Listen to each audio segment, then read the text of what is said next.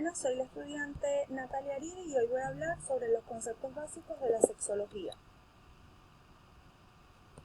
La historia de la sexología, el enfoque de la sexualidad ha ido variando a través del tiempo, ya que cada día se van integrando nuevas formas de ver y abordar la sexualidad.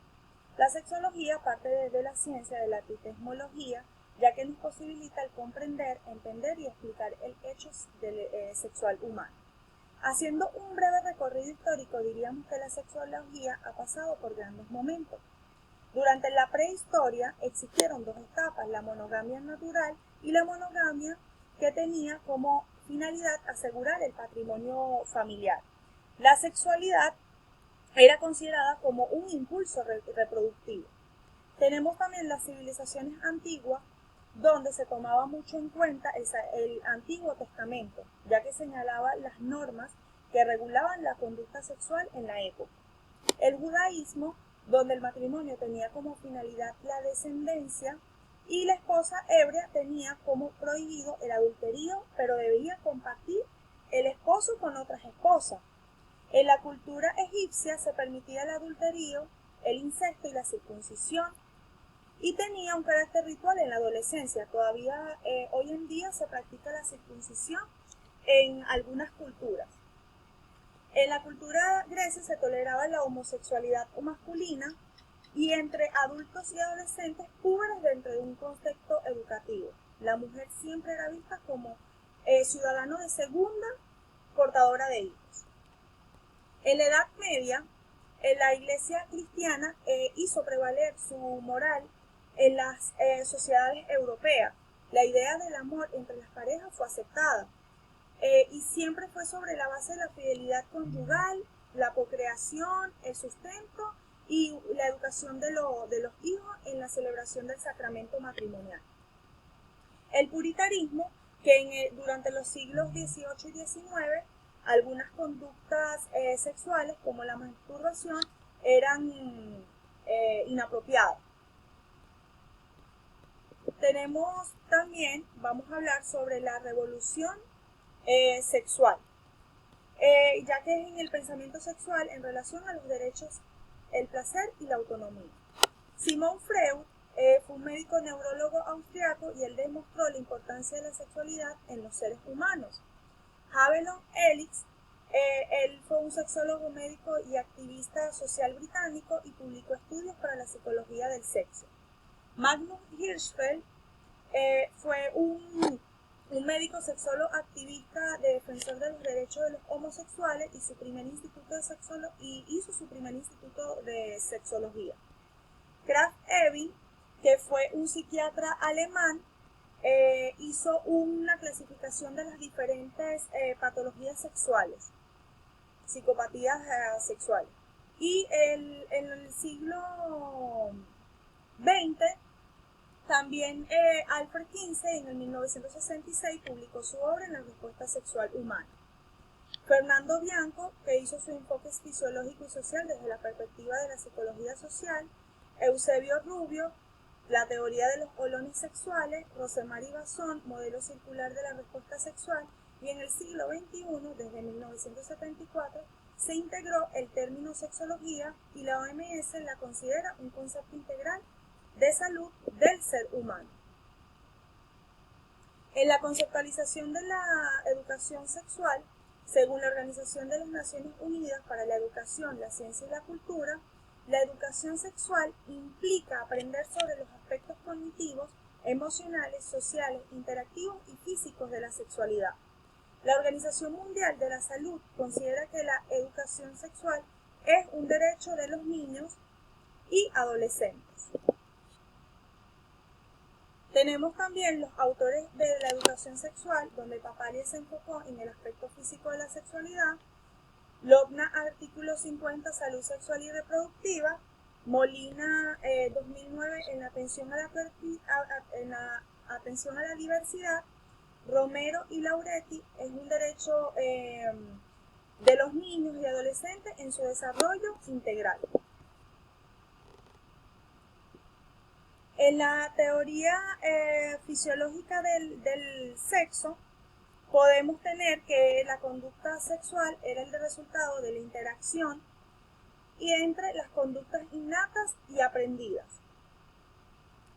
Y siempre se centró en un resultado de la interacción entre las conductas innatas y aprendidas, y la teoría de Bianco siempre incluyó los siguientes aspectos.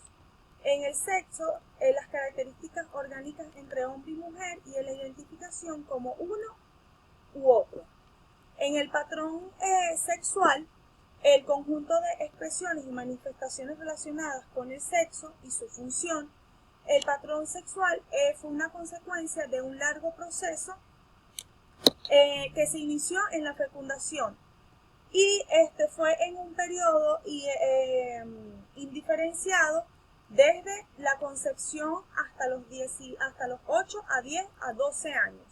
En el periodo de transición de los 8 a 10 a 12 años hasta los 18 a 21 años, y un periodo diferenciado desde los 18 21 años hasta el final de la vida.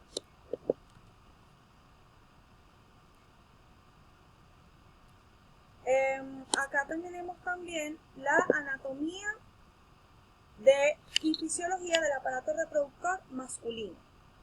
El pene, que es un órgano copulador de los genitales externos masculinos, los testículos, que produce esperma y la hormona testosterona, el escroto, que es una bolsa cutánea que contiene a los testículos, la próstata, que empieza a producir el líquido secretado durante la eyaculación, el epididimo, que es el almacenamiento y la maduración de los espermatozoides, y el cordón espermático, que transporta el paquete de los neurovascular de los testículos.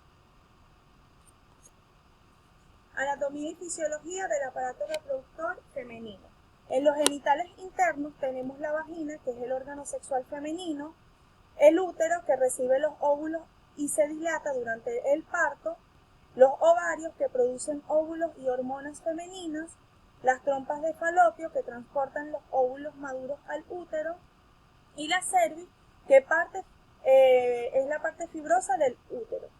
Y en los genitales externos tenemos el monte del pubis, que es la masa de tejido adiposo subcutáneo, los labios mayores, que son la parte más lateral de la vulva, los labios menores, que rodean al vestíbulo de la vagina, el clítoris, que es responsable de las sensaciones sexuales, y el vestíbulo de la vagina, que es la región entre los labios menores.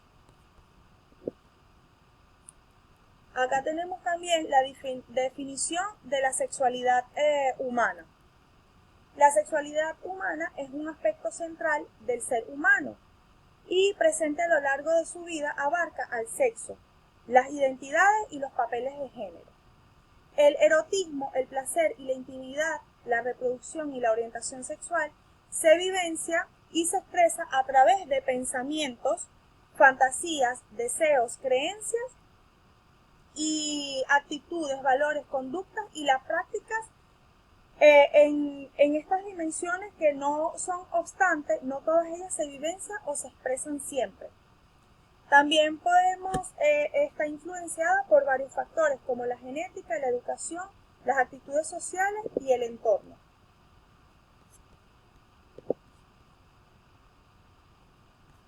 Los elementos que la definen es la identidad sexual, que es la percepción sobre sí mismo respecto a su propio sexo, la identidad de género, que es la percepción sobre sí mismo en cuanto a su género, y la expresión de género, que es la apariencia, el comportamiento y la actitud.